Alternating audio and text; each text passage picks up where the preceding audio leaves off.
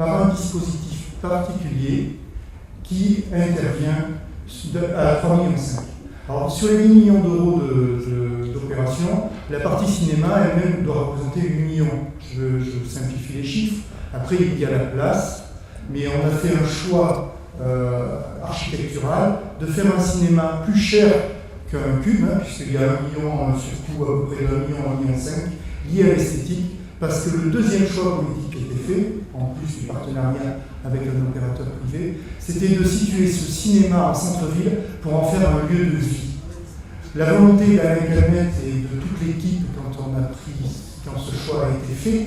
c'était que le cinéma a été un élément fort de la vie culturelle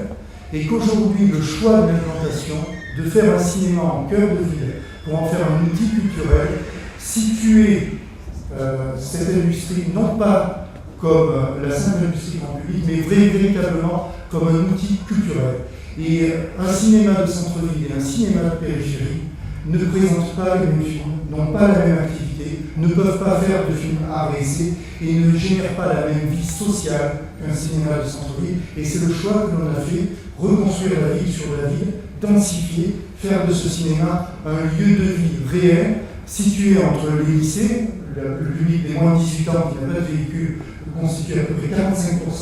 de la fréquentation du cinéma. Donc on a situé ce cinéma en cœur de ville parce que c'était un choix politique pour qu'il soit accessible à tous et qu'on ait non pas un développement de périphérie, mais bien un cinéma qui irrigue toute la vie sociale de la ville d'Aurillac, que ce soit les restaurants, les cafés, tout ce qui tourne autour du cinéma. Le cinéma sera situé dans un pôle culturel, cinéma, médiathèque, lycée, CPMF, donc les écuries. On est dans un centre culturel qui est un lieu de vie.